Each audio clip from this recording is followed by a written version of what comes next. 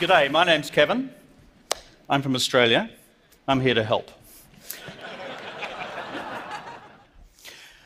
Tonight, I want to talk about a tale of two cities. One of those cities is called Washington and the other is called Beijing.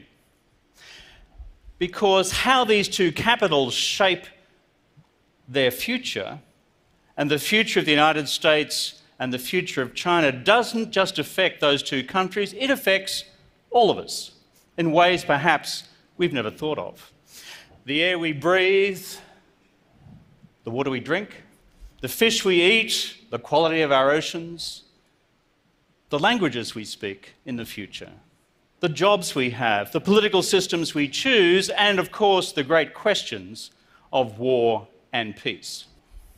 You see that bloke? He's French. His name's Napoleon. A couple of hundred years ago, he made this extraordinary projection. China is a sleeping lion, and when she awakes, the world will shake. Napoleon got a few things wrong. He got this one absolutely right, because China is today not just woken up. China has stood up and China is on the march, and the question for us all is where will China go and how do we engage this giant of the 21st century? If you start looking at the numbers, they start to confront you in a big way. It's projected that China will become, by whichever measure, PPP, market exchange rates, the largest economy in the world over the course of the decade ahead. They're already the largest trading nation, already the largest exporting nation, already the largest manufacturing nation, and they're also the biggest emitters of carbon in the world. America comes second. So, if China does become the world's largest economy, think about this. It'll be the first time since this guy was on the throne of England, George III, not a good friend of Napoleon's, that in the world we will have as the largest economy a non-English speaking country, a non-Western country, a non-liberal democratic country. And if you don't think that's going to affect the way in which the world happens in the future, then personally I think you've been smoking something. And doesn't mean you're from Colorado.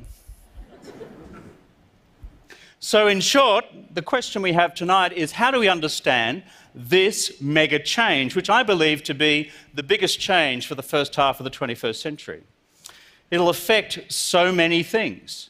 It will go to the absolute core. It's happening quietly, it's happening persistently, it's happening in some senses under the radar as we are all preoccupied with what's going on in the Ukraine, what's going on in the Middle East, what's going on with ISIS, what's going on with ISIL, what's happening with the future of our economies. This is a slow and quiet revolution. And with a mega change comes also a mega challenge. And the mega challenge is this: can these two great countries, China and the United States, China, the Middle Kingdom, and the United States, 美国, which in Chinese, by the way, means the beautiful country. Think about that. That's the name that China has given this country for more than 100 years. Whether these two great civilizations, these two great countries, can in fact carve out a common future for themselves and for the world. In short, can we carve out a future which is peaceful and mutually prosperous, or are we looking at a great challenge of war or peace? And I have 15 minutes to work through war or peace, which is a little less time than they gave this guy to write a book called War and Peace. People ask me, why is it that a kid growing up in rural Australia got interested in learning Chinese? Well, there are two reasons for that. Here's the first of them. That's Betsy the cow. Now, Betsy the cow was one of a herd of dairy cattle that I grew up with on a farm in rural Australia. See those hands there? These are not built for farming. So very early on I discovered that in fact working in a farm was not designed for me, and China was a very safe remove from any career in Australian farm life. Here's the second reason. That's my mum. Anyone here ever listen to what their mum told them to do? Anyone ever do what their mum told them to do? I rarely did. But what my mum said to me was, one day she handed me a newspaper, a headline which said, "Here we have a huge change, and that change is China entering the United Nations." 1971. I had just turned 14 years of age, and she handed me this headline. And she said, "Understand this, learn this, because it's going to affect your future." So being a very good student of history, I decided that the best thing for me to do was, in fact, to go off and learn Chinese. The great thing about learning Chinese is that your Chinese teacher gives you a new name. And so they gave me this name, Ke, which means to overcome, or to conquer, and Wen. And that's the character for literature, or the arts. Ke Wen, conqueror of the classics. Any of you guys called Kevin? It's a major lift from being called Kevin to be called conqueror of the classics. I've been called Kevin all my life. Have you been called Kevin all your life? Would you prefer to be called conqueror of the classics? And so I went off after that and joined the Australian Foreign Service, but here is where pride, before pride, there always comes a fall. So there I am in the embassy in Beijing, off to the Great Hall of the People with our ambassador who had asked me to interpret for his first meeting in the Great Hall of the People. And so there was I. If you've been to a Chinese meeting, it's a giant horseshoe. At the end of the horseshoe are the really serious poobahs, and down the end of the horseshoe are the not-so-serious poobahs, the junior woodchucks like me. And so the ambassador began with this inelegant phrase. He said, "China and Australia are currently enjoying a relationship of unprecedented closeness." Now I thought to myself, that sounds clumsy. That sounds odd. I will improve it. Note to file, never do that. It needed to be a little more elegant, a little more classical. So I rendered it as follows. 澳中关系最近处于高潮关系. There was a big pause on the other side of the room. You could see the giant poobahs at the head of the horseshoe, the blood visibly draining from their face, and the junior woodchucks at the other end of the horseshoe engaged in peals of unrestrained laughter. Because when I rendered his sentence, Australia and China are enjoying a relationship of unprecedented closeness, in fact what I said was that Australia and China were now experiencing fantastic orgasm.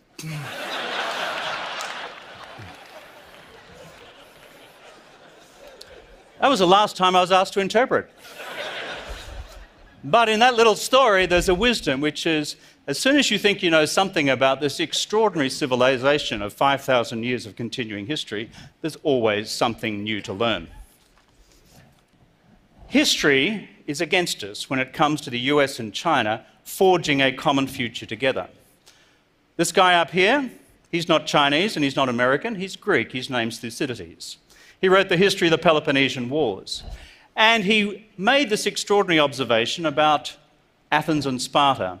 It was the rise of Athens and the fear that this inspired in Sparta that made war inevitable, and hence a whole literature about something called the Thucydides trap. This guy here, he's not American and he's not Greek, he's Chinese. His name is Sun Tzu.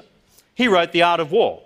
And if you see his statement underneath, it's along these lines: attack him where he's unprepared, appear where you are not expected. Not looking good so far for China and the United States. This guy is an American. His name's Graham Allison. In fact, he's a teacher at the Kennedy School over there in Boston. He's working on a single project at the moment, which is, does the Thucydides trap about the inevitability of war between rising powers and established great powers apply to the future of China-US relations? It's a core question. And what Graham has done is explore 15 cases in history since the 1500s to establish what the precedents are. And 11 out of 15 of them, let me tell you, they've ended in catastrophic war. You may say, but Kevin, or conqueror of the classics, that was the past. We live now in a world of interdependence and globalization. It could never happen again. Guess what? The economic historians tell us that, in fact, The time which we reached the greatest point of economic integration and globalization was in 1914, just before that happened, World War I. A sobering reflection from history. So if we are engaged in this great question of how China thinks, feels, and positions itself towards the United States, and the reverse, how do we get to the baseline of how these two countries and civilizations can possibly work together? Let me first go to, in fact, China's views of the US and the rest of the West. Number one, China feels as if it's been humiliated at the hands of the West through 100 years of history, beginning with the Opium Wars, when after that the Western powers carved China up into little pieces, so that by the time we got to the 20s and 30s, signs like this one appeared on the streets of Shanghai. How would you feel if you were Chinese in your own country if you saw that sign appear? China also believes and feels as if in the events of 1919 at the Peace Conference in Paris, when Germany's colonies were given back to all sorts of countries around in the world, what about German colonies in China? They were in fact given to Japan.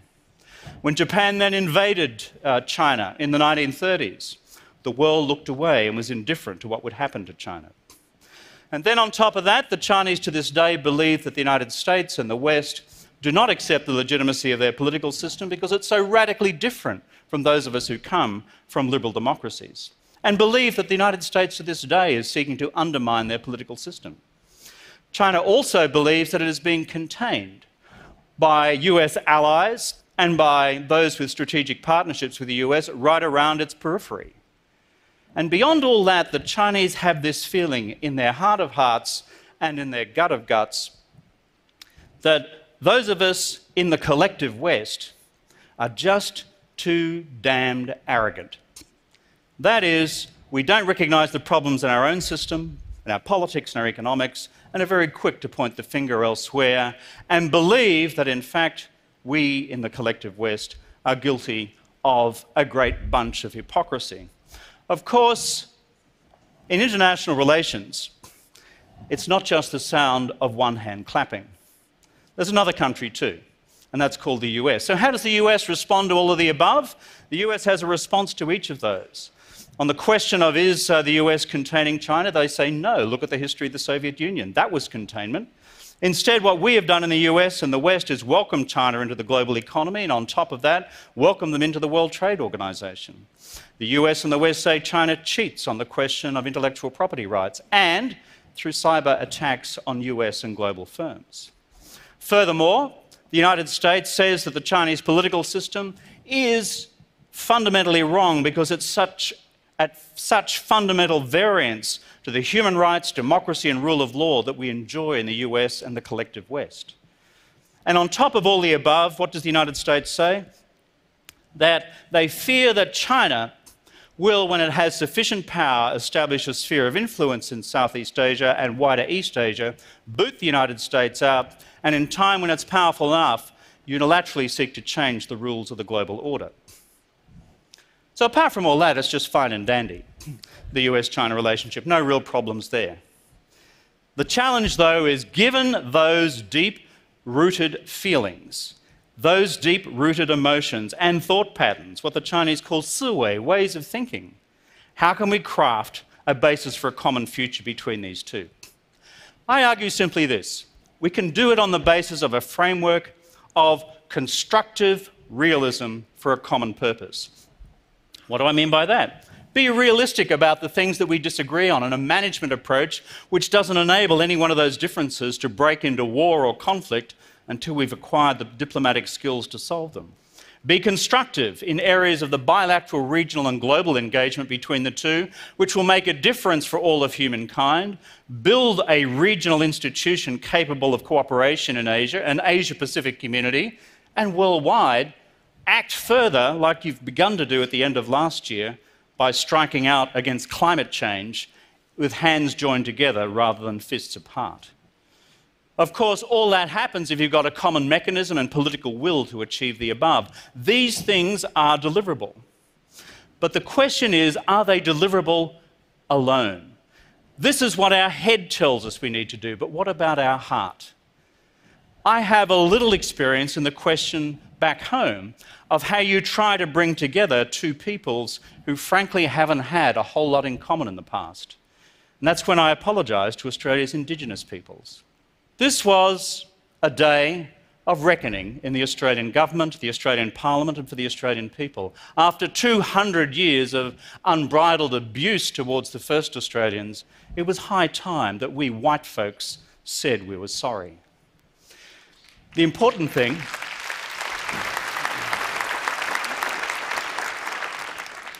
that I remember is staring in the faces of all those from Aboriginal Australia as they came to listen to this apology. It was extraordinary to see, for example, old women telling me of the stories of when they were 5 years old and literally ripped away from their parents, like this lady here. It was extraordinary for me to then be able to embrace and to kiss Aboriginal elders as they came into the Parliament building, and one woman said to me, it's the first time a white fella had ever kissed her in her life and she was over 70. That's a terrible story. And then I remember this family saying to me, you know, we drove all the way from the far north down to Canberra to come to this thing, drove our way through redneck country, on the way back stopped at a cafe after the apology for a milkshake. And they walked into this cafe quietly, tentatively, gingerly, a little anxious. I think you know what I'm talking about. But the day after the apology, what happened? Everyone in that cafe, every one of the white folks stood up and applauded. Something had happened in the hearts of these people in Australia. The white folks, our Aboriginal brothers and sisters, and we haven't solved all these problems together, but let me tell you, there was a new beginning because we had gone not just to the head, we had gone also to the heart. So where does that conclude in terms of the great question that we've been asked to address this evening, which is the future of US-China relations? The head says there's a way forward. The head says there is a policy framework, there's a common narrative, there's a mechanism through regular summitry to do these things and to make them better.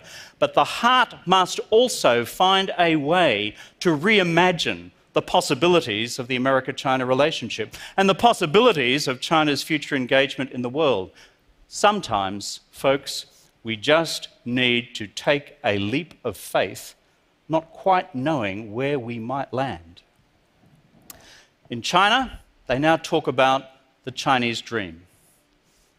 In America, we're all familiar with the term the American dream. I think it's time across the world we're able to think also of something we might also call a dream for all humankind. A dream for all humankind. Because if we do that, we might just change the way that we think about each other. 人类梦. That's my challenge to America, that's my challenge to China, that's my challenge to all of us. But I think where there's a will and where there is imagination, we can turn this into a future driven by peace and prosperity and not once again repeat the tragedies of war. I thank you.